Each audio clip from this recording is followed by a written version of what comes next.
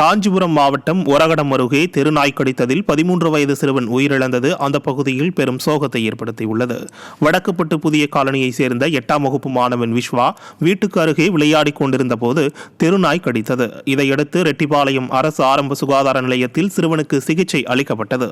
இந்த நிலையில் அதீத தலைவலி காரணமாக ஒரகடம் அருகேயுள்ள மாத்தூர் தனியார் மருத்துவமனையில் அனுமதிக்கப்பட்ட சிறுவன் சிகிச்சை பலனின்றி உயிரிழந்ததாக தெரிகிறது.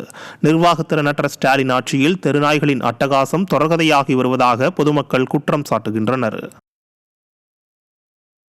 தேர்தல் அறிக்கையில் கூறியது போல் பொறியாளர் குழுமம் அமைத்து தரப்படும் என்ற ஸ்டாலின் அரசின் வாக்குறுதி இதுவரை நிறைவேற்றப்படவில்லை என கட்டிட பொறியாளர்கள் குற்றம் சாட்டியுள்ளனர். கும்பகோணத்தில் கட்டிட தொழில்நுட்ப வல்லுநர்கள் நலச்சங்க கூட்டம் நடைபெற்றது. அப்போது செய்தியாளர்களிடம் பேசிய கட்டிட தொழில்நுட்ப வல்லுநர்கள் கூட்டமைப்பின் முன்னாள் தலைவர் சரவணன், கட்டுமான பொறியாளர்களின் நலன் காக்கும் வகையில் கர்நாடகா மற்றும் குஜராத்தில் பொறியாளர்கள் கவுன்சில் என்ற அமைப்பு உள்ளதாக தெரிவித்தார். இதேபோல் தமிழகத்திலும் அமைக்கப்படும் என தேர்தல் அறிக்கையில் அறிவித்து இதுவரை அமையவில்லை என குற்றம் சாட்டிய அவர், கட்டுமான பொருட்களின் விலை நிர்ணய ஆணையத்தினை அரசு அமைக்க வேண்டும், எம் சாண்ட் மற்றும் பி சாண்ட் ஆகியவற்றின் விலைகளை அரசு கட்டுப்படுத்த வேண்டும் என்றும் கோரிக்கை விடுத்தார். பொறியாளர் குழுமம் நாங்கள் ரொம்ப நாளாக கேட்டுட்டு இருக்கோம். அது கடந்த ஆண்டு தேர்தல் அறிக்கையில விட இந்த அரசாங்கம் அறிவிச்சிருந்தாங்க. அது இன்னும் நிறைவேற்றாம இருக்காங்க. இந்தியாவில் 2 ஸ்டேட்ல மட்டும் தான் வந்திருக்கு. குஜராத்லயும் கர்நாடகாலையும் வந்திருக்கு. இங்க தமிழ்நாட்டிலேயே அது பொறியாளர் குழுமம் அவசியம் ஏற்படுத்தணும்னு சொல்லி கேட்கிறோம். அடுத்து பாத்தீங்கன்னாக்கா இந்த கட்டுமான பொருட்கள் தாறுமாறான விலைகளை கட்டுப்படுத்துறதுக்காக கட்டுமான பொருட்களுக்கான விலை நிர்ணய ஆணையம் ஒன்று வேணும்னு கேட்டுருக்கோம். தெருக்களில் சுற்றித் திரியும் வெறிநாய்களை தமிழக அரசு கட்டுப்படுத்த தவறியதால் அவை ஆடுகளை கடித்து கொன்று வருவதாக விவசாயிகள் வேதனை தெரிவித்துள்ளனர். சேலம் மாவட்டம் காவேரிப்பட்டி ஊராட்சி வட்ராம்பாளையம் பகுதியைச் சேர்ந்த விவசாயி செந்தில்குமார் 20க்கும் மேற்பட்ட ஆடுகளை வளர்த்து வருகிறார். கம்பிவேலிக்குள் கட்டி வைத்திருந்த ஆடுகளை இரவு நேரத்தில் வெறிநாய்கள் கடித்ததில் 5 ஆடுகள் உயிரிழந்தன. 2 ஆடுகள் படுகாயமடைந்தன.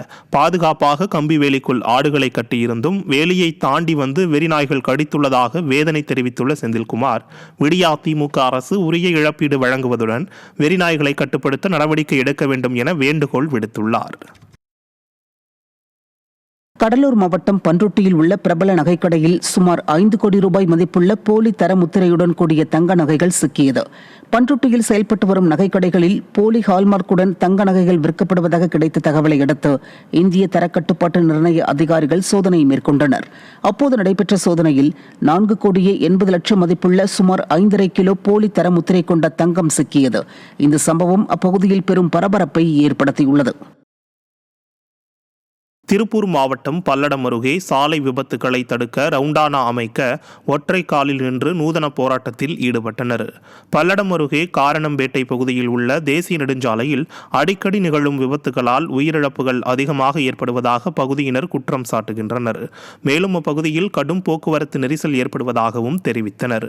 போக்குவரத்து நெரிசலை கட்டுப்படுத்தி விபத்துக்களை தடுக்க அப்பகுதியில் ரவுண்டானா அமைக்க நடவடிக்கை எடுக்க வேண்டும் என தேசிய நெடுஞ்சாலைத்துறையை வலியுறுத்தி ஒற்றை காலில் நூதனமாக போராடினர். பல்லடம் வட்டம் காரணம்பேட்டையில் பார்த்தீங்கன்னா தேசிய நெடுஞ்சாலையில் இந்த 4 ரோடு சந்திப்பில் அளவுக்கு அதிகமான போக்குவரத்து நெரிசல் மற்றும் பார்த்தீங்கன்னா இடையூறு காரணமாக அதிக அளவில் விபத்துகள் ஏற்பட்டு பல்வேறு உயிரிழப்புகள் நடைபெற்று கொண்டிருக்கிறது. இதை தடுக்கின்ற விதமாக தேசிய நெடுஞ்சாலை உடனடியாக இந்த சந்திப்பிலே ரிங் ரோடு மாதிரி மிகப்பெரிய ரவுண்டானாவை அமைத்து ஒரு வட்ட சாலை அமைத்தால் மட்டுமே இந்த